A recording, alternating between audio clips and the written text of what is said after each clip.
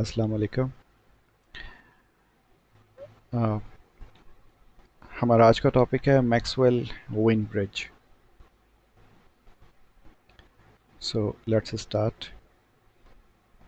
Maxwell Wien bridge जो है it's a kind of modification for the Maxwell bridge. तो I thought के Maxwell bridge को discuss करने से बेहतर है कि जिसकी जो मॉडिफिकेशन है मैक्सवेल वेन ब्रिज उसको डिस्कस कर लिया जाए, क्योंकि दोनों का जो प्रिंसिपल है उसमें थोड़ा सा डिफरेंस है। तो जो थोड़ी सी एडवांस चीज़ है वो आप देख लीजिए। बाकी अगर आप चाहो तो मैक्सवेल ब्रिज जो है वो आप खुद स्टडी कर सकते हो, जो कि इतना मुश्किल नहीं है। ओके। तो what is Maxwell Wien bridge? Maxwell Wien bridge measures unknown L in terms of unknown R and C। इससे पहले हमने जो कैपेसिटेंस और इंडक्टेंस ब्रिज देखा था उसमें हम अननोन वैल्यू ऑफ कैपेसिटेंस और इंडक्टेंस फाइंड करते थे, और जो अननोन कैपेसिटेंस वैल्यू फाइंड करते थे वो by using known value of capacitance and resistance in the other arms of the bridge use करते हुए किया करते थे। वैसा ही हम इंडक्टेंस भी मालूम किया करते थे। तो जो मैक्सवेल वेन ब्रिज है इसका काम क्या है कि ये unknown value of inductance find करने के लिए है। अगर आपको याद हो, जब हम इंडक्टेंस फाइंड करते थे तो वहाँ पर हम जो वेरिएबल इंडक्टर है वो इस्तेमाल नहीं करते थे, बिकॉज वेरिएबल इंडक्टर जो है वो इतना एक्यूरेट नहीं होता, और अगर हो भी तो जो बड़ी वैल्यू ऑफ इंडक्टेंस होती है उसके लिए वेरिएबल इंडक्टेंस बनाना बहुत महंगा पड़ता है, उसका साइज़ भी काफ़ी ज़्यादा बड़ा हो जाता है। ठीक है। यही चीज़ हमारे पास जो कैपेसिटर्स थे, अगर वेरिएबल कैपेसिटर अगर आप बना रहे हो बड़ी वैल्यूज़ के हायर वैल्यूज़ के लिए तो उसका भी साइज़ काफ़ी इंक्रीज़ हो जाया करता था। लेकिन comparative to the size of inductor definitely capacitor इतने बड़े नहीं होते और महंगे भी नहीं पड़ते। तो हम जो कैपेसिटेंस ब्रिज था वहाँ तो हम यूज़ कर लिया करते थे वेरिएबल कैपेसिटर, लेकिन इंडक्टर्स हम वेरिएबल आमतौर पे इस्तेमाल नहीं करते, स्पेशली जब इनकी वैल्यूज़ थोड़ी सी हायर हो जाती है। ठीक है। तो जो मेन पर्पस है मैक्सवेल वेन ब्रिज का वो यही है कि हम वैल्यू ऑफ इंडक्टेंस तो मालूम करें, लेकिन किन टर्म्स में? इन terms of known values of resistance and capacitance. ठीक है जी। तो यहाँ पर हमने एक्चुअली अवॉइड किया है किसको? बड़ी वैल्यूज़ ऑफ नॉन इंडक्टेंस की वैल्यू को, या फिर वेरिएबल इंडक्टेंस को, जिसको हम वेरी करें और फिर unknown value of inductance find करें। अच्छा जी, अब जो इसका प्रिंसिपल है वो क्या है basically? It uses the principle that the positive phase angle of an inductive impedance can be compensated by the negative phase angle of a capacitive impedance. ठीक है। आपको याद होगा कि जो फेज़ एंगल होता है इंडक्टर का या इंडक्टेंस का और कैपेसिटेंस का वो एक दूसरे का ऑपोजिट होता है, यानी कि आप ये बात कह सकते हो कि रिलेशन बिटवीन करंट, ठीक है, अगर ये हमारे पास करंट है तो इंडक्टर में क्या होता है, हमारे पास वोल्टेज जो होता है वो लीड कर रहा होता है, ठीक है, बाय 90 डिग्री। और जो कैपेसिटर्स होते हैं उसमें लैग कर रहा होता है बाय 90 डिग्री। तो ये वी सी है और ये वी एल है। ये इसके फेज एंगल हो गए। ठीक। तो यहाँ हम कर क्या रहे हैं कि यहाँ हम पॉजिटिव फेज एंगल इंडक्टर का, ठीक है, उसको हम कंपेंसेट कर रहे हैं by negative phase angle of capacitive impedance. जब हम बैलेंस करते हैं तो हम क्या कर रहे होते हैं, देखें अगर आप गौर करें इस सर्किट में तो हमारे पास आर एक्स और एल एक्स जो है वो अननोन वैल्यूज़ हैं। ठीक है, एल एक्स वही है यानी कि अननोन इंडक्टेंस की वैल्यू, और आर एक्स जो है वो इसकी एसोसिएटिव या फिर इसकी इक्विवेलेंट सीरीज़ रेजिस्टेंस की वैल्यू है। हमें ये मालूम करना है। और इसका जो ऑपोजिट आर्म है यहाँ पर हमने क्या किया हुआ है, या जो मैक्सवेल बीन ब्रिज है ये एक पैरेलल रेजिस्टर, वेरिएबल रेजिस्टर और वेरिएबल कैपेसिटर यूज़ करता है इसको बैलेंस करने के लिए, यानी कि ऑपोजिट आर्म्स को बैलेंस करने के लिए। अच्छा, अब होता क्या है कि देखें यहाँ पर R2 और R3, ठीक है, इनका फेज़ एंगल क्या होगा, यानी कि phase angle between current end voltage, ठीक है, ये करंट है ये वोल्टेज है, तो फेज़ एंगल यहाँ पे क्या होगा, theta R3 is equal to theta R2 is equal to 0 degree. सही, और इन दोनों का मल्टीपल भी क्या होगा, ज़ीरो ही होगा, क्योंकि जब हम ब्रिज को बैलेंस करते हैं तो बेसिकली हम अपोजिट आर्म की वैल्यूज़ को बैलेंस कर रहे होते हैं। तो जिस तरह से हम मैग्नीट्यूड्स बैलेंस करते हैं वैसे ही हम फेज़ एंगल को भी बैलेंस करेंगे, ठीक है। अगर फेज़ एंगल भी बैलेंस होगा विद कॉरेस्पॉन्डिंग मैग्नीट्यूड्स तो ही हमारा ब्रिज जो है वो बैलेंस होगा। सही। अच्छा, तो इसका मतलब क्या होगा कि अगर हम यहाँ पे जो कंडीशन ऑफ इक्विवेलेंस अगर हम लगाते हैं तो वो क्या होती है, Z1 इंटू जेड एक्स, ठीक है।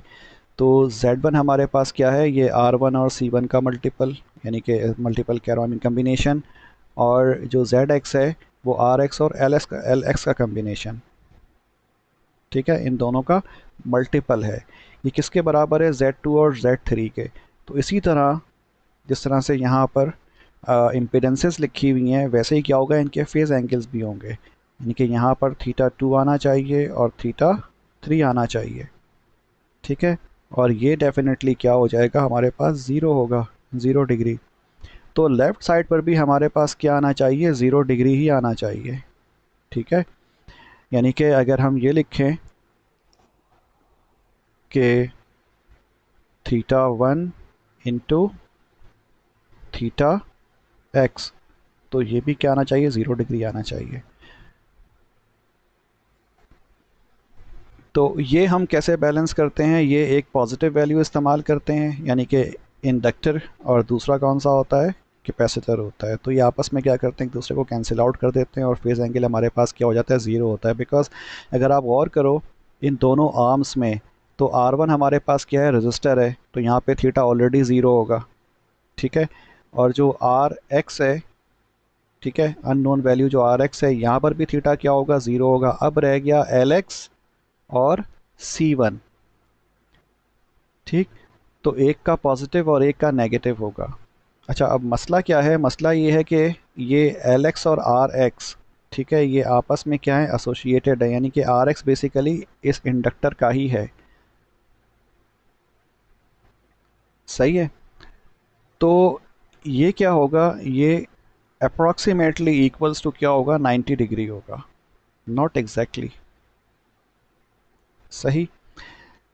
तो हमें क्या चाहिए, हमें अप्रॉक्सीमेटली इक्वल -90 डिग्री चाहिए दूसरे आर्म में, यानी कि आर्म Z1 में, ठीक है। तो अगर ये होगा तो फिर ही हमारा जो ब्रिज होगा वो क्या होगा, बैलेंस कंडीशन में आएगा। सही। तो खैर मैं बहुत ज़्यादा डिटेल में नहीं जा रहा, लेकिन बस इतना फ़िलहाल इसको समझ लीजिए कि ये इस तरह से हम इसको बैलेंस कर रहे होते हैं, मीन्स मैग्नीट्यूड्स के साथ साथ हम जो फेज़ एंगल्स हैं वो भी बैलेंस करते हैं, ठीक है, जो मेन इसका कंसेप्ट है मैक्सवेल ओवेन ब्रिज का। और अच्छा, first let me clear it. Okay, तो अब देखें जो हमारे पास बैलेंस कंडीशन है वो क्या है, Z1 into Z X is equal to Z2 into Z3, ठीक है। तो अब अगर हम इंडिविजुअल वैल्यूज़ या एक्सप्रेशंस अगर लिखते हैं तो Z1 किसके बराबर है, R1 पैरेलल विद XC1, यानी कि R1 और कैपेसिटर C1 की जो रिएक्टेंस है वो आपस में क्या है, पैरेलल हैं, ठीक है। और अगर हम इन दोनों को पैरेलल में ऐड करेंगे तो हमें ये वाली एक्सप्रेशन मिलेगी। तो ये बात जहन में रखिएगा कि जब इसको हम पैरेलल में ऐड करेंगे तो किस तरह से करेंगे, 1/Z1 is equals to 1/R1 plus 1/XC1, ठीक है। तो ये 1/R1 plus 1/1/J omega C1 होगा। ठीक, और इसको अगर हम मज़ीद थोड़ा सा मैनिपुलेट करें तो 1/R1 प्लस ये रेसिप्रोकल लें तो ये क्या बन जाएगा, J ओमेगा C1। फिर अगर हम इसका एलसीएम ले लें तो यहाँ R1 आ जाएगा और ये 1 plus J omega C1 R1, और इधर हमारे पास क्या मौजूद है, 1/Z1। तो Z1 is equals to R1/1 plus J omega C1 R1। और यही चीज़ जो है यहाँ पे आप देख रहे हो। ठीक है जी, तो ये हमने ड्राइव कर लिया है इसको। Okay, so now let's proceed. बाकी यहाँ पर Z2 जो है वो डेफिनेटली R2 है, और जो Z3 है वो एक वेरिएबल रेजिस्टेंस R3 है। इसी तरह जो हमारे पास ZX है, this is the series combination of RX and XL। ठीक है, और XL किसके बराबर होता है, J ओमेगा LX के बराबर होता है, ये आपको पता है। So it's very simple. अब हम क्या करते हैं, हम वैल्यूज़ को पुट कर देते हैं इक्वेशन नंबर 1 में, जो कि हमारे पास बैलेंस कंडीशन वाली इक्वेशन है। जब हम इसको पुट करेंगे तो हमारे पास ये वाली एक्सप्रेशन आ जाएगी। ठीक है, R1/1 plus J omega C1 R1 into R3। इसी तरह R is equal to R2/RX plus J omega LX हो जाएगा। अच्छा जी, फिर इसको हम थोड़ा सा सिंप्लीफाई करते हैं to equate the real part and the imaginary parts on both sides of the equation. So we will get this expression. इसमें R1 RX और R2 R3 जो होंगे वो रियल पार्ट होंगे, जबकि J R1 ओमेगा LX और J omega R2 R3 C1 R1 ये हमारे पास इमेजिनरी पार्ट है। तो बैलेंस कंडीशन के लिए क्या होगा कि जो रियल पार्ट है उसको हम इक्वेट करते हैं। जब हम रियल पार्ट को इक्वेट करेंगे तो ये R1 RX is equals to R2 R3 हो जाएगा। सही है, और हमें चूंकि RX की वैल्यू चाहिए तो हमें RX की वैल्यू क्या मिल जाएगी, R2 इंटू R3/R1। ओके, इसी तरह to find the value of LX we will equate the imaginary parts. तो ये हमने इमेजिनरी जो टर्म्स थी उसको इक्वेट किया, तो इसको इक्वेट करने से हमें जो LX है वो मिल जाएगा, LX is equals to R2 R3/C1। सही। अच्छा जी, अगेन अब अगर हम गौर करें तो इन दोनों एक्सप्रेशंस में, यानी कि LX में और RX में, ठीक है, RX is equals to R2 R3/R1, तो इसमें जो हमारे पास कंट्रोलिंग एलिमेंट्स हैं या कंपोनेंट्स हैं वो कौन कौन से हैं। इसमें R3 कंट्रोलिंग एलिमेंट है इधर भी और LX में भी। ठीक है, इसी तरह R1 कंट्रोलिंग एलिमेंट है और C1 कंट्रोलिंग एलिमेंट है। तो हमारे लिए बेहतर क्या है, क्या हम R3 को वेरी करें? नहीं, it's better for us to balance, we will use R R1। अगर हम R1 को बैलेंस करेंगे तो हमें RX की वैल्यू आराम से मालूम हो जाएगी, क्योंकि R1 को सॉरी RX को फाइंड करने के लिए अगर हम R1 की वैल्यू वेरी करते हैं तो उसका कोई भी इफ़ेक्ट जो होगा वो LX पे नहीं होगा। ठीक है, ये R1 जो है ये इंडिपेंडेंट है RX में। ठीक है, लेकिन अगर हम R3 को वेरी करते हैं तो R3 को जब हम RX को बैलेंस करने के लिए वेरी करेंगे, ठीक है, तो क्या होगा, LX भी जो होगा वो वेरी हो जाएगा। तो इसका कहने का मतलब ये नहीं कि हम सिर्फ जो है वो क्या कहते हैं R1 को ही हम वेरी करेंगे, नहीं, ऐसा नहीं है, हम R3 को भी इस्तेमाल करेंगे बैलेंस करने के लिए, लेकिन जो फाइन ट्यूनिंग होगी फाइनली वो हम R1 को वेरी करके हासिल करेंगे। ठीक है, we can also very C1, हम C1 को भी चेंज कर सकते हैं या फिर ट्यून कर सकते हैं, ये डिपेंड करता है। अगर हमारे पास एक वेरिएबल कैपेसिटर है और हमें इतना मतलब बड़े साइज़ का इंडक्टर मौजूद नहीं है यहाँ पर जो कि हमें जिसकी वैल्यू हमें फाइंड करनी है, so we can use a smaller value of capacitor, variable capacitor, जो इतना महंगा भी नहीं पड़ेगा, उसका साइज़ भी बड़ा नहीं होगा। तो हम उसको भी इस्तेमाल कर सकते हैं, लेकिन थोड़ा सा वो कंपैरेटिवली थोड़ा सा महंगा ही होता है। तो बट एनीवे, अगर हमारे पास C1 भी वेरिएबल है तो हमें इस ब्रिज को बैलेंस करना बहुत आसान हो जाएगा, because very easily we can get the balance condition by varying the C1। ठीक है, और फिर साथ में हमारे पास कंट्रोलिंग एलिमेंट R3 और R1 भी मौजूद हैं, तो ये तीनों चीज़ें हम कि वेरी करके हम इसको बैलेंस कर सकते हैं। और बैलेंस करने के बाद जब हमारे पास बैलेंस कंडीशन आ जाएगी तो फिर हम वैल्यूज़ पुट करेंगे R2, R3 और C1 की। ठीक है, और R2, R3 और R1 की, इससे हमें LX मिल जाएगा और RX की वैल्यू मिल जाएगी। अगेन यहाँ पर आप गौर करें कि फ्रीक्वेंसी की टर्म इन्वॉल्व नहीं है, ना ही LX में हमें ओमेगा की ज़रूरत है और ना ही RX में हमें ओमेगा की ज़रूरत है। इसका मतलब ये दोनों वैल्यूज़ जो हैं फ्रीक्वेंसी इंडिपेंडेंट है, यानी कोई भी फ्रीक्वेंसी आप सर्किट को के ऊपर अप्लाई करें या किसी भी फ्रीक्वेंसी का आप इसको एनर्जी प्रोवाइड करें या फिर सोर्स यूज़ करें, ये ई उससे कोई फ़र्क नहीं पड़ेगा। ठीक है, तो जो असल चीज़ मैटर करती है that is actually R2, R3, R1 and C1। Okay, अच्छा जी, अब again Q value of inductor, ठीक है, या फिर Q value for the Maxwell Wien bridge. अच्छा जी, तो Q value of the coil आपको पता है, हमने पहले भी देखा है कि it is the ratio of reactance of the inductor and the resistance, the series resistance or the series equivalent resistance of the inductor। तो ये वही लिखा हुआ है, Q is equals to omega Lx upon Rx। ठीक है, यहाँ हमने क्या किया, यहाँ हमने Lx की वैल्यू जो हमने पहले पिछली वाली स्लाइड में फाइंड करी थी एक्सप्रेशन, ये वाली ये पुट कर दी है।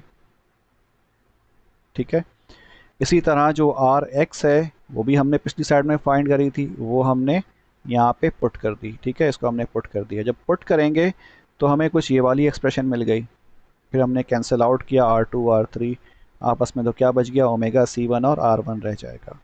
ठीक है, so the Q value of coil for a Maxwell Wien bridge when we are using the Maxwell Wien bridge, तो वो क्या होगा, ओमेगा C1 R1 होगा।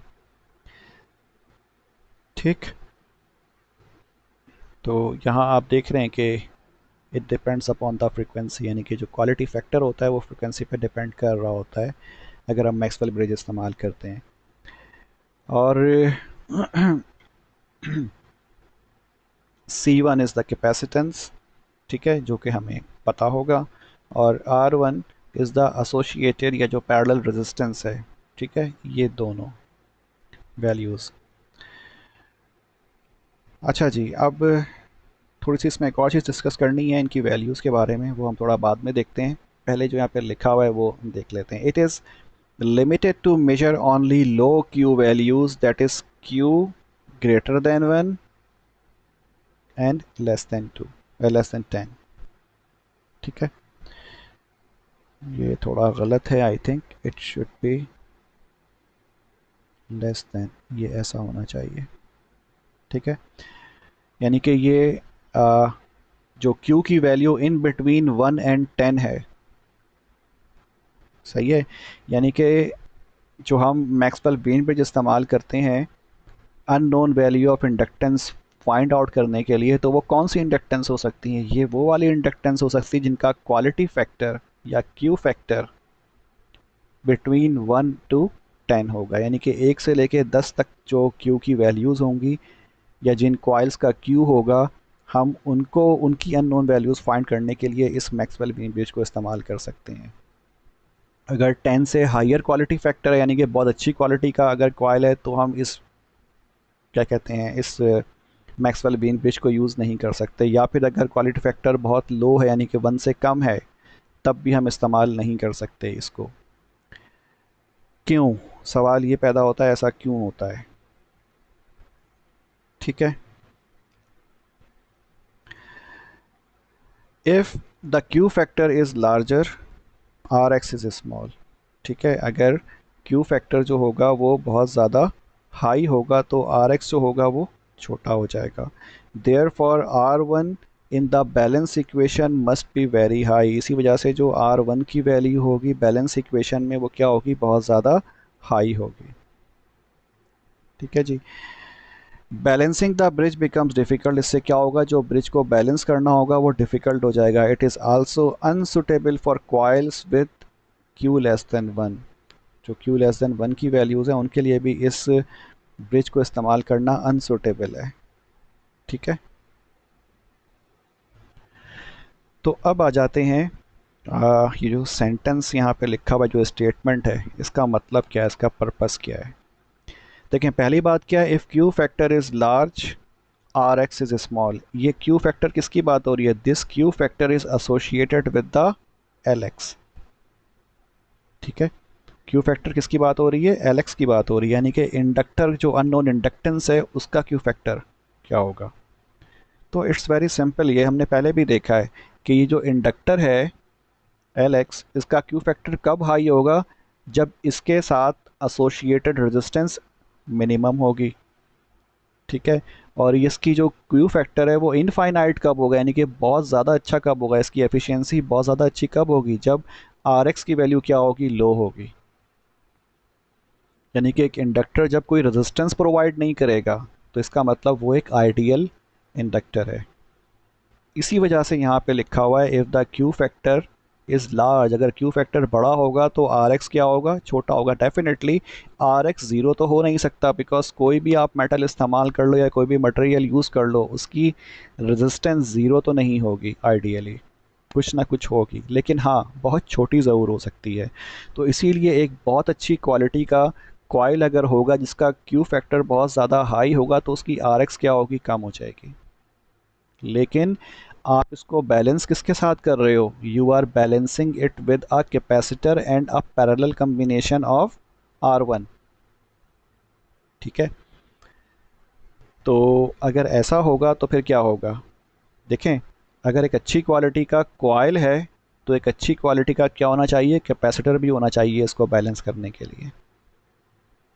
सही, अगर हम एक अच्छी क्वालिटी का जो आई I मीन जो इसका अपोजिट आर में अगर हम वो इस्तेमाल करते हैं, ठीक, तो मसला क्या है यहाँ पर, ये जो C1 है, ठीक है, ये C1 और साथ में इसके R1 जो लगा हुआ है ये पैरेलल में है, इट्स अ पैरेलल कॉम्बिनेशन। ठीक, अगर ये C1 बहुत अच्छी क्वालिटी का होगा, यानी कि if QC is very high, very good quality, तो हमारे पास XC1 डिवाइडेड बाय जो R1 होगा, यानी कि लेट सपोज R, अगर यहाँ पर इसके साथ R होता, ठीक है, लगा हुआ, तो वो क्या हो जाएगा, ये R की वैल्यू क्या होगी, ज़ीरो होगी, या फिर अप्रॉक्सीमेटली इक्वल्स टू ज़ीरो होगी। तो इसका मतलब क्या होगा कि जो भी करंट यहाँ पे एंटर होगा, ठीक है, जो भी करंट यहाँ पे एंटर हो रहा है वो क्या हो रहा है, वो इस कैपेसिटर को चार्ज करने में इस्तेमाल हो रहा है। इसकी डिसिपेशन इस रेजिस्टेंस की वजह से नहीं होगी, दोनों तरफ जो भी रेजिस्टेंस होगी डिसिपेशन बहुत कम होगी। और इन अदर वर्ड्स हम ये भी कह सकते हैं कि जो भी करंट यहाँ से आएगा, ठीक है, इस नोड पे अगर आई करंट एंटर होता है तो हमारे पास जो मैक्सिमम करंट है वो कहाँ एंटर होना चाहिए, इस कैपेसिटर में एंटर होना चाहिए, बिकॉज इसकी रेजिस्टेंस क्या होगी, बहुत कम होगी। जब इसकी रेजिस्टेंस बहुत कम होगी तो इस कैपेसिटर का जो क्वालिटी फैक्टर होगा वो क्या होगा, बहुत ज़्यादा हाई होगा। जबकि इस करंट का बहुत कम पार्ट यहाँ से गुजरना चाहिए, यानी कि R1 से फ्लो होना चाहिए, जो कि एक वेरिएबल रजिस्टर है और इसको हम बैलेंसिंग के लिए इस्तेमाल कर रहे हैं। ठीक है, अच्छा, अब मसला क्या है कि चूंकि यहाँ से करंट बहुत कम गुजरना चाहिए, तो ये कब पॉसिबल है, ये उस वक्त पॉसिबल है कि जब इस R1 की वैल्यू क्या हो, बहुत ज़्यादा हाई हो, यानी कि हमारे पास जो R1 होगा ये एक बहुत बड़े साइज़ का रजिस्टर होगा और वेरिएबल भी होगा। ठीक है, यानी कि in terms of mega ohms होना चाहिए ये, और वेरिएबल भी हो। तो ये हमारे लिए क्या होगा, एक प्रॉब्लमेटिक सिचुएशन आ जाती है उस कंडीशन में जब हमारा जो कॉइल है या जो हमारा इंडक्टर है या इंडक्टेंस है जो कि बहुत हाई क्वालिटी का है और हमें उसकी अननोन वैल्यू फाइंड करनी है।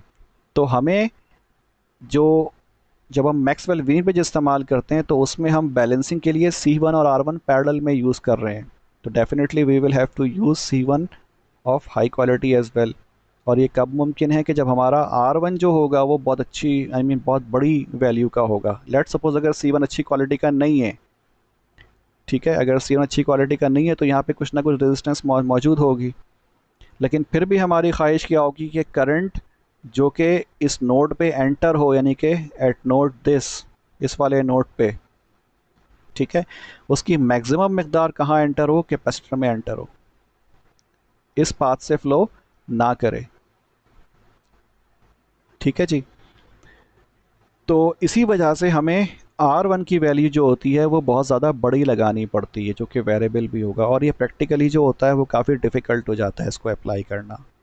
तो इसीलिए यहाँ पे क्या चीज़ मेंशन है कि अगर Q की वैल्यू बहुत ज़्यादा अच्छी होगी, ये QL किसका है, ये QL है, ठीक है, इंडक्टर का Q है, अगर ये 10 से ऊपर होगा, ठीक है, if this Q is greater than 10, ठीक है, तो हम इसको इस्तेमाल नहीं कर सकते, because then we will have to use a very high value of R1। इसी तरह अगर Q की वैल्यू जो है हमारे पास बहुत छोटी होगी, यानी कि कम होगी, एक ख़राब क्वालिटी का अगर हमारे पास इंडक्टर होगा, तब भी हम क्या कर सकते हैं, हम इसको इस्तेमाल नहीं कर सकते। ठीक है, it is also unsuitable for coils with Q less than 1, अगर 1 से कम होगा तब भी हम इसको इस्तेमाल नहीं कर सकते। अब ये लॉजिकली अगर इसको आप सोचें कि ऐसा क्यों होगा, हायर के लिए तो चलो मैंने बता दिया आपको, but why for the lower value of Q1, तो इसको ज़रा आप फिज़िकली विजुअलाइज करने की कोशिश करें या इंटरप्रेट करने की खुद से कोशिश करें कि ऐसा क्या होगा कि अगर Q की वैल्यू 1 से छोटी हो जाए तो फिर हम इसको इस्तेमाल नहीं कर सकते। ठीक है, तो इसको आप खुद से कोशिश कीजिएगा। Okay, in order to avoid interaction and to obtain reactance balance, capacitances are varied instead of resistance R2 and R3। ये वही बात कि अगर हम interactions को avoid करना चाहते हैं between the reactance balancing, जाहिर सी बात है reactance LX और C1 की होगी, यानी कि XL और CL, C1L, सॉरी XL और XC1। तो इन दोनों की रिएक्टेंस को अगर हम बैलेंस करना चाहेंगे और रिएक्टेंस यानी कि विदाउट इंटरफेरेंस हो या विदाउट इंटरेक्शन हो, ठीक है, बिटवीन द कंपोनेंट्स, तो हम क्या वेरी करेंगे, हम C1 को वेरी करेंगे rather than varying R2 and R3। ठीक है, यहाँ पे R2 नहीं आएगा, यहाँ पे R1 आएगा। ठीक है, R1 एंड R3। ठीक है, तो हम R1 और R3 को वेरी करने से बेहतर है कि हम सिर्फ C को वेरी करें, यानी कि C1 को वेरी करें। This bridge is mostly used for measuring inductance because comparison with capacitor is more ideal than with other inductance। ठीक है, ये वही बात हो गई कि अगर हम इसको कंपेयर करते हैं यानी कि इंडक्टेंस की वैल्यू फाइंड करने के लिए, तो डेफिनेटली अगर हम एक इंडक्टर को कंपेयर करते हैं इंडक्टर से और वो वेरिएबल इंडक्टर होगा तो वो मुश्किल हो जाएगा उसको बैलेंस करना, यानी कि उसको हम इंट्रोड्यूस करना इस सर्किट में थोड़ा सा डिफ़िकल्ट हो जाता है।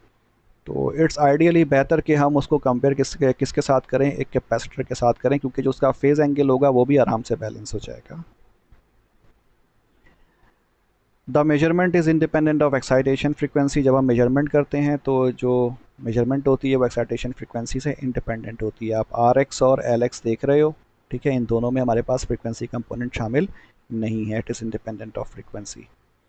The scale of the resistance can be calibrated to read the inductance directly. ठीक है, और जो रेजिस्टेंस हो सकता है इसको आप स्केलिंग कर सकते हो, मीन्स अगर आप एक मीटर बना लो, कैलिब्रेट कर लो, तो आप डायरेक्टली इंडक्टेंस की वैल्यू जो होगी वो मेजर कर सकते हो, यानी कि you are not varying C1, ठीक है, you are only varying R1 और R2, ठीक है, या फिर सिर्फ आप R1 वेरी कर रहे हो, R3 नहीं कर रहे हो, तो आप क्या कर सकते हो, आप सिर्फ रेजिस्टेंस को वेरी करो और उसको आप रिलेट कर दो या फिर कैलिब्रेट कर दो with the known values of inductance directly, जो कि definitely it's not an easy task. ठीक है, मुश्किल हो जाता है, क्योंकि फिर हमारे पास जो रेंजेस होती हैं बैलेंसिंग की वो काफ़ी नैरो हो जाती हैं। अगर हम चाहते हैं कि एक ब्रॉड रेंज ऑफ इंडक्टेंस की वैल्यू आप फाइंड करो इस ब्रिज को इस्तेमाल करते हुए, तो फिर डेफिनेटली हमें इन तीनों कंपोनेंट्स को वेरी करना पड़ेगा। ठीक है, ओके।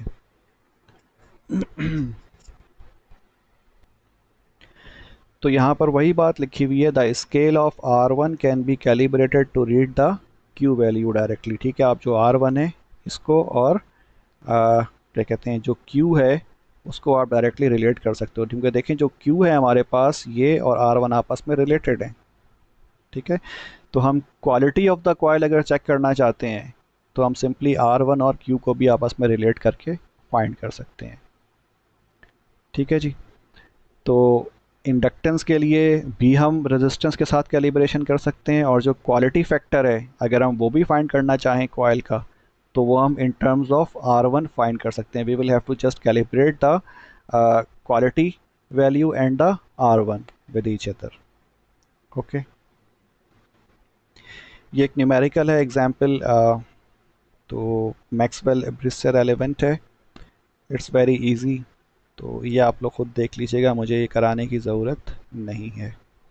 ठीक है, but remember this numericals are very important from the perspective of your exam. अगर हम एग्ज़ाम कंडक्ट करते हैं by the end of this semester, वो जब भी होता है, तो न्यूमेरिकल्स जो हैं वो लाजमी आएंगे। ठीक है, ऑल्दो के न्यूमेरिकल्स काफ़ी आसान है, you will just have to remember the formulas and the construction of the circuit. तो वो तो मैं दूंगा एग्ज़ाम में, वो आप लोग को इतना याद करने की ज़रूरत नहीं है, बट स्टिल थ्योरेटिकल क्वेश्चंस भी होंगे तो उसके लिए आपके दिमाग में कंसेप्ट या एक फिगर होनी चाहिए, एक जनरल फिगर या general diagram of the circuits, like Maxwell bridge की क्या होती है कॉन्फ़िगरेशन।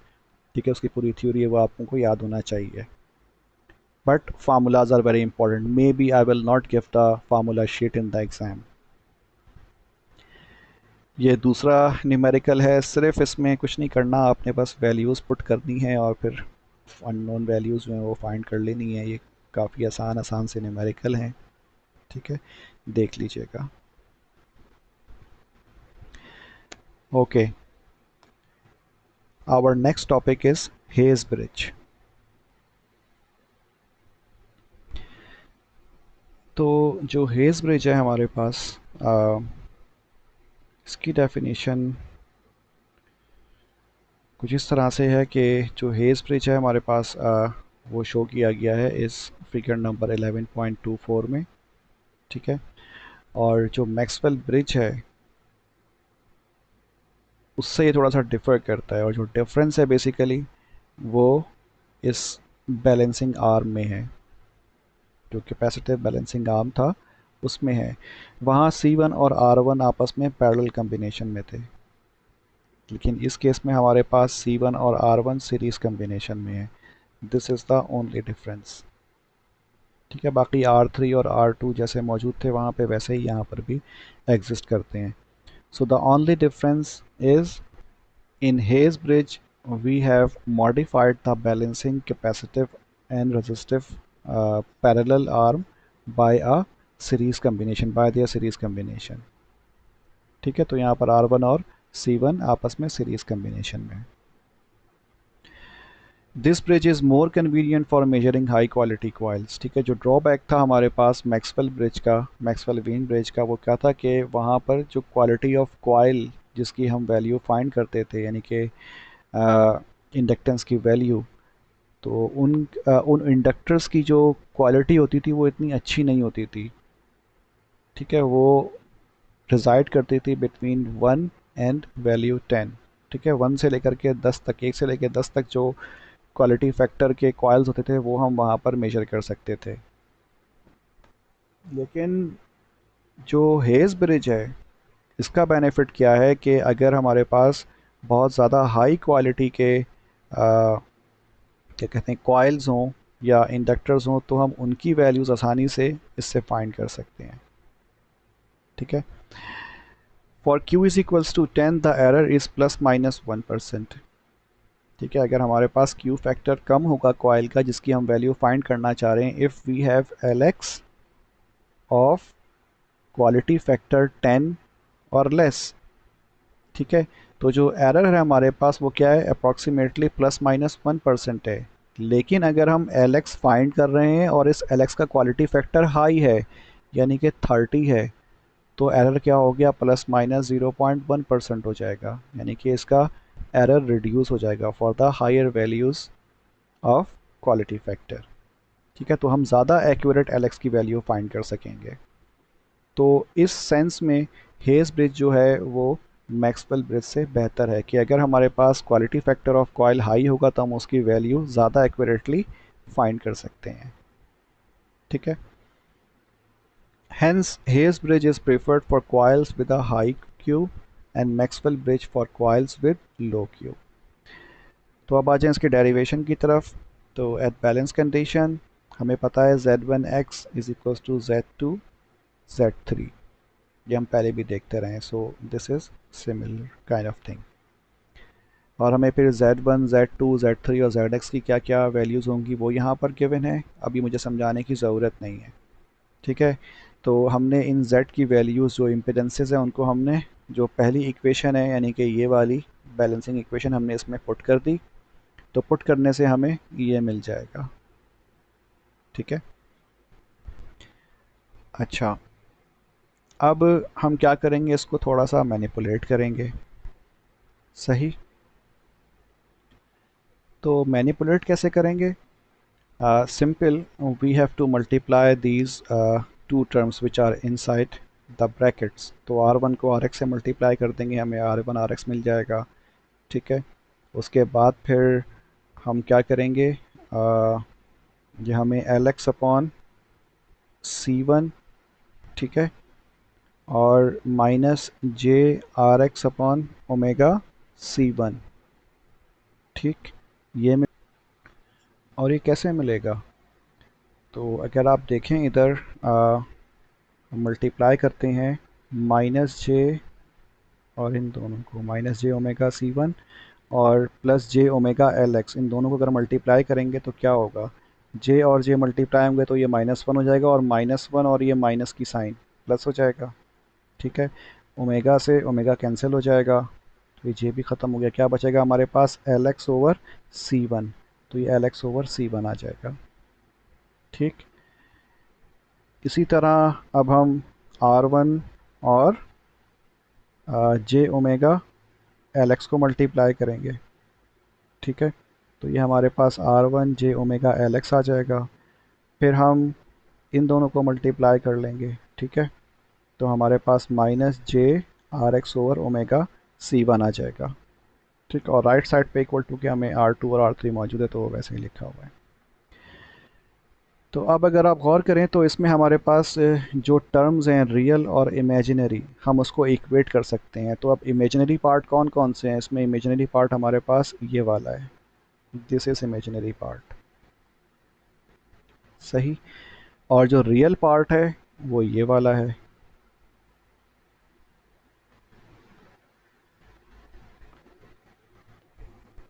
ठीक है जी, तो हम इन दोनों को इक्वेट कर सकते हैं। तो यही काम जो है हमने यहाँ पे किया हुआ है कि ये R1 RX plus LX upon C1, तो ये R1 RX plus LX upon C1 बराबर किसके हो गया, real part of the equal to दूसरे उसके दूसरी साइड पे जो रियल पार्ट है यानी कि R2 और R3 के बराबर हो गया। इसी तरह जो इमेजिनरी पार्ट है यानी कि ये दोनों टर्म्स, ये दोनों आपस में इक्वेट हो जाएंगी, यानी कि RX अपॉन ओमेगा C1 बराबर किसके हो जाएगा, ओमेगा LX R1 के बराबर हो जाएगा। ये बहुत आसान सा है, आई मीन अगर मैं इसको उठा करके राइट साइड पे ले जाऊँ तो ये माइनस हो जाएगा, तो माइनस से माइनस कैंसिल आउट हो जाएगा, जे से जे कैंसिल आउट हो जाएगा। ठीक है, और हमें ये वाली एक्सप्रेशन मिल जाएगी। So it's very simple. तो ये हमने क्या किया, हमने रियल पार्ट और इमेजिनरी पार्ट दोनों को हमने इक्वेट कर दिया। अब हम सॉल्व करते हैं for the values of LX and RX। तो जैसे पहले बड़ी आसानी से सॉल्व हो गया था, यहाँ पर ये बहरहाल इतनी आसानी से सॉल्व नहीं होगा अगर हम LX और RX की वैल्यू फाइंड करना चाहें। ठीक है, तो जब हम ये जो क्या कहते हैं सेकंड एक्सप्रेशन है, ठीक, ये वाली एक्सप्रेशन, हम यहाँ से RX की वैल्यू निकालते हैं। ठीक है, दिस इज़ RX, तो ओमेगा C1 जो है वो राइट साइड पे चला जाएगा। ठीक है, तो ये राइट साइड पे आ गया। ठीक है, तो हमें क्या मिल जाएगा, omega LX C1 R1, it has to be here omega square. ठीक है जी, ओके, ये इसमें थोड़ी सी मिस्टेक है, एनीवेज। तो R x is equals to omega square L x C one R one. और फिर हम क्या करेंगे, हम इसको उठा के इस आर एक्स को हम कहाँ पुट कर देंगे, हम इधर पुट कर देंगे, यानी कि पहली वाली इक्वेशन में। तो हमें फिर क्या मिलेगा, R one omega square R one C one L x. ठीक है, तो देखें ये ओमेगा स्क्वायर यहाँ मौजूद है जो कि इस जगह पे मिस हुआ हुआ था। ठीक है जी। और बाकी फिर ये plus L x upon C one और फिर R two into R three यहाँ हमें मिल जाएगा।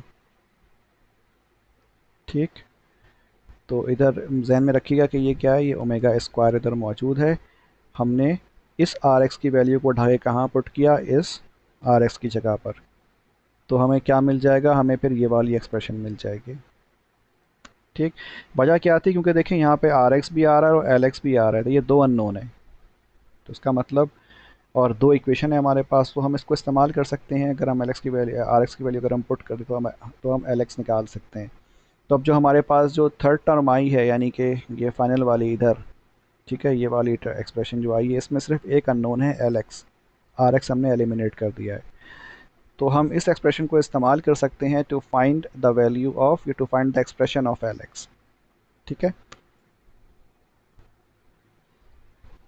तो यहाँ हमने यही काम किया है कि हमने यहाँ से एल एक्स की वैल्यू फाइंड करी है। ठीक है, अब ये इसको थोड़ा सा अरेंज किया, और अरेंज करने के बाद जो है हमने कुछ नहीं किया, ये आर वन को मल्टीप्लाई कर दिया, तो ये आर वन स्क्वायर में कन्वर्ट हो जाएगा।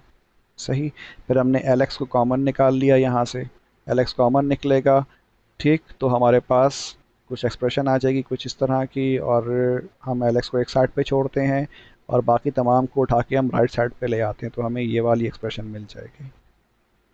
सही, तो हमें एल एक्स की एक्सप्रेशन क्या मिलती है, L x is equals to R three over R three into C one divide by one plus omega square R one square into C one square. ये हमें एल एक्स की value मिली। अब इस एल एक्स को उठा के हम कहाँ पुट करते हैं, अपनी पिछली वाली एक्सप्रेशन में। ठीक है, इसको हम अगर यहाँ पुट कर दें या फिर यहाँ पुट कर दें, तो उससे हमें क्या मिल जाएगा, हमें आर एक्स मिल जाएगा। दोनों से पॉसिबिलिटी है, तो हम इनको यूज़ करते हुए हम आर एक्स निकाल सकते हैं। एनीवेज, तो हमने जो है आर एक्स की वैल्यू भी, ये एक्सप्रेशन भी फाइंड कर ली। अब देखिए, comparative to the Maxwell Wien bridge, वहाँ पे आर एक्स और एल एक्स की वैल्यू क्या थी, काफ़ी सिंपल सी थी। उसमें फ्रीक्वेंसी की टर्म भी मौजूद नहीं थी। लेकिन जो हेज़ ब्रिज है, ये थोड़ी सी कॉम्प्लेक्स है उसके मुकाबले में। ठीक है, यहाँ पे डिपेंडेंसीज काफ़ी सारी हैं, यानी कि जो एल एक्स है वो आर टू पे भी डिपेंड कर रहा है, ठीक है, आर थ्री पे भी कर रहा है, सी वन पे भी कर रहा है, और साथ में फ्रीक्वेंसी भी मौजूद है, यानी कि frequency of the excited signal, जो सिग्नल एक्साइट कर रहा है इस सर्किट को, एक्साइटिंग सिग्नल, वो उस पर भी डिपेंड कर रहा है। इसी तरह जो आर एक्स है, वहाँ पे भी हमारे पास R one R two R three यानी कि तीनों रेजिस्टेंस शामिल हैं इसमें। सही, और साथ में जो कैपेसिटर है उसकी वैल्यू भी शामिल है, दैन फ्रीक्वेंसी भी शामिल है। सो एल एक्स और आर एक्स की वैल्यू जो है यहाँ पर इन तमाम चीज़ों पर डिपेंडेंट है, बट स्टिल चूँकि यहाँ पे नंबर ऑफ़ कंपोनेंट्स इस पर डिपेंड कर रहा है वो ज़्यादा, इसीलिए आपको ज़्यादा एक्यूरेट वैल्यू भी मिलेगी। एनीवेज, ये एक अलग बात है, लेकिन खैर। तो अब होता क्या है, तो अब हमने एक्सप्रेशन फाइंड कर ली एल एक्स और आर एक्स की। ठीक है, अगली चीज़ क्या है, हम इसका क्वालिटी फैक्टर फाइंड करेंगे कॉइल का, जो कि यानी कि होना चाहिए क्वालिटी फैक्टर की एक्सप्रेशन। तो क्यू आपको पता है, Q is equals to omega L x upon R x होता है, या फिर क्यू जो होगा वो one upon omega C one R one भी होगा। तो ये जो क्यू आप देख रहे हैं पहली एक्सप्रेशन, ये बेसिकली किसके लिए है, ये इसके लिए है। ठीक है, अगर हम क्वालिटी फैक्टर ऑफ कॉइल देखें, ठीक है, तो वो क्या हो जाएगा, omega L x upon R x, because omega L x R x क्या होगा, ये एक्स एल अपॉन या X L x upon R x होगा। ठीक है, रिएक्टेंस ऑफ इंडक्टर, और R x means series resistance. लेकिन चूंकि हमने एक्सप्रेशन जो फाइंड करी है वो बैलेंस कंडीशन में हासिल करी है, इसीलिए इन दोनों के क्वालिटी फैक्टर क्या होंगे, सेम होने चाहिए। तो यही चीज़ यहाँ पर हमने इस्तेमाल करी है, या फिर एक्सप्लॉइट करा है इसी कंडीशन को, तो हमने यहाँ पर क्या लिखा, 1/ओमेगा C1R1, this is the quality factor for this section of the bridge, यानी कि this arm of the bridge. तो इसका क्वालिटी फैक्टर कैसे हो सकता है, वही simple XC1 divided by R1, और ये किसके बराबर होगा, 1/R1, ठीक है, और फिर ओमेगा C1।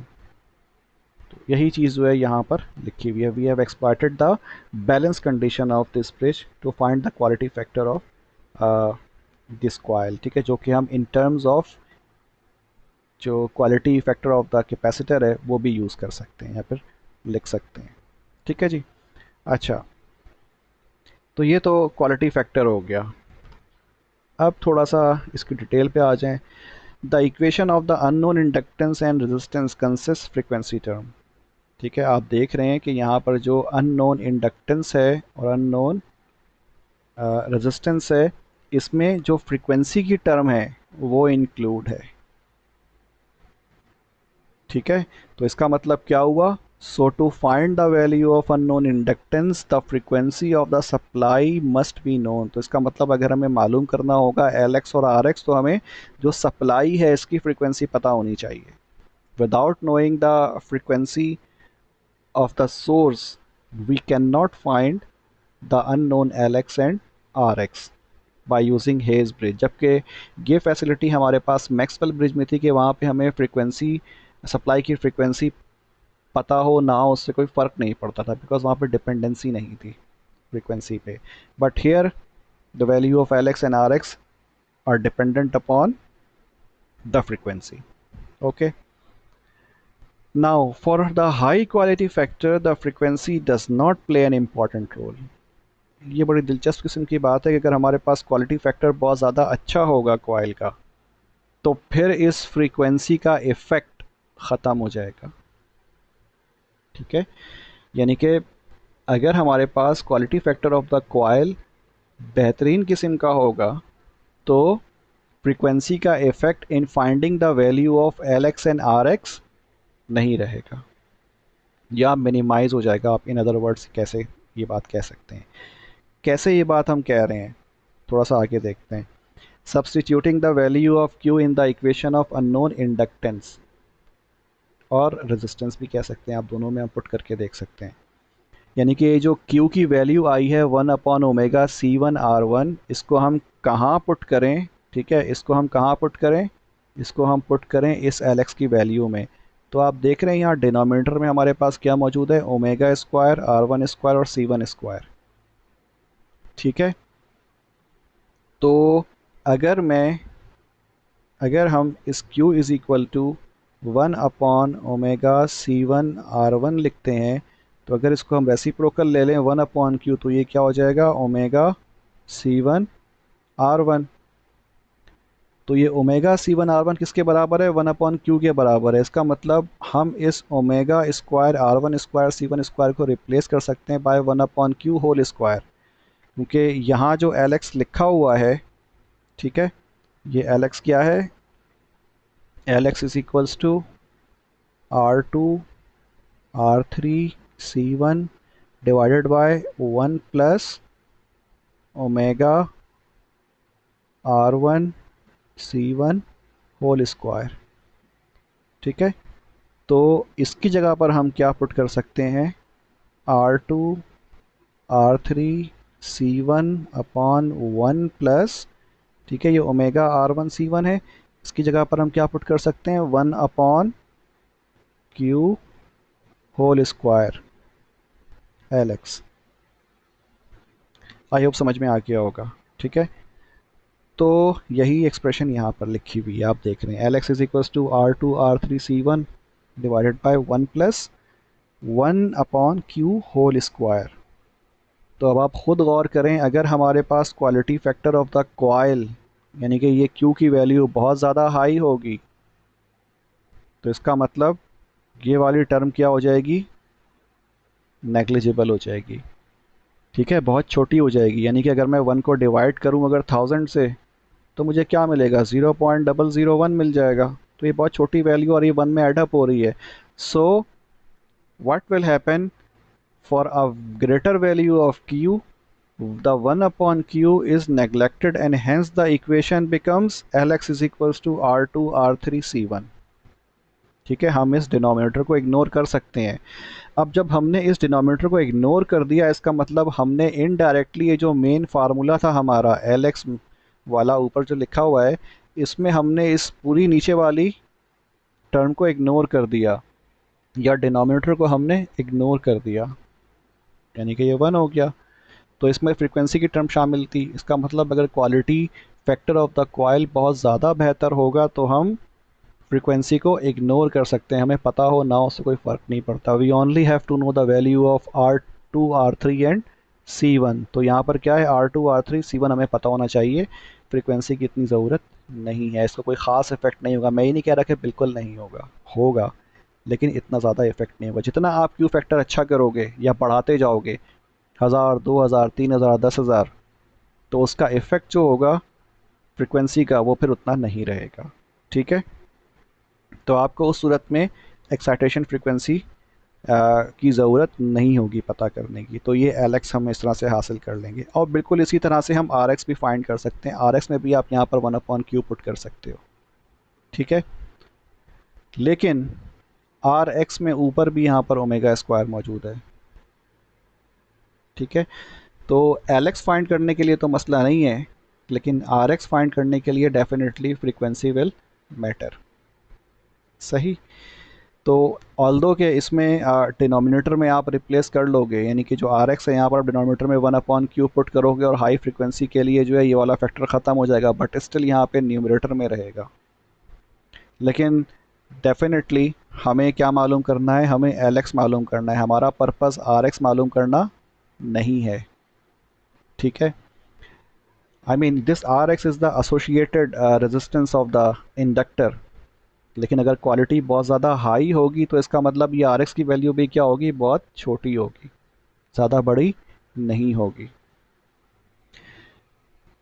ठीक है जी, तो ज़्यादा अहम यहाँ पर एल एक्स है हमारे लिए, because we have to know the value of inductance, and inductance for the very high value of Q it will not further remain dependent upon the frequency of the source. ठीक है, अब ये numerical है, इससे relevant, और इसमें कुछ नहीं करना, सिर्फ आपको फार्मूले में वैल्यूज़ पुट करनी है, इससे रेलेवेंट मुझे समझाने की ज़रूरत नहीं है, आप लोग माशाल्लाह से समझदार हो और होपफुल ये खुद ही कर लोगे। तो ये न्यूमेरिकल जो है आप देख लीजिएगा, ठीक है, ये खुद से कर लीजिएगा। So that's the end of our AC bridges topic. मैं ये नहीं कह रहा कि ये हमने सिर्फ 2 ही ब्रिज डिस्कस किए हैं, ठीक है, बट हमारे पास टाइम शॉर्ट है और थोड़ा कोर्स ज़्यादा है, तो हम मज़ीद ब्रिजेस डिस्कस नहीं कर सकते, but still you have got an ample amount of idea. आपको एक बहुत अच्छा आइडिया हो गया है ब्रिजेस का, AC ब्रिजेस का और DC ब्रिजेस का। ये थोड़े सिंपल भी थे, ठीक है, इसके अलावा कुछ कॉम्प्लेक्स ब्रिजेस भी होते हैं जो कि हम इस्तेमाल करते रहे हैं और आई मीन प्रैक्टिकली यूज़ होते हैं, but it's better to switch on the sensors now. ठीक है, या फिर जो ट्रांसड्यूसर्स हैं हम उस पर हम शिफ्ट हो जाएंगे नेक्स्ट टाइम से इंशाल्लाह। ठीक है, तो ये बस आपका सेक्शन इतना ही था AC ब्रिजेस का। तो अगर आपने ये ठीक तरह से समझ लिया तो होपफुली आपका एक आध क्वेश्चन जो है इससे निकल जाएगा। ठीक है, तो जहन में रखें जब भी एग्ज़ाम होगा तो जो इम्पोर्टेंट टॉपिक्स हैं आपके, वो इंस्ट्रूमेंटेशन ब्रिज होगा, इंस्ट्रूमेंटेशन एम्पलीफायर होगा, ठीक है, और साथ में जो है क्या कहते हैं, जो उसकी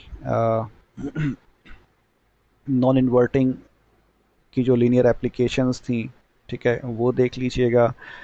और ये ब्रिजेस में जो है हमने क्या कहते हैं, शुरू में DC ब्रिज देखा, ठीक है, पैरेलल लूप टेस्ट वगैरह देखा था, वो देख लीजिएगा। और साथ में ये जो दोनों ब्रिज हैं, तो जो इम्पोर्टेंट चीज़ें हैं मैंने बस वही डिस्कस करी हैं, ठीक है, ज़्यादा, और बाकी इसमें क्यू फैक्टर जो था वो थोड़ा डिटेल में कर लिया है। Anyways, so this is the end of the AC bridges.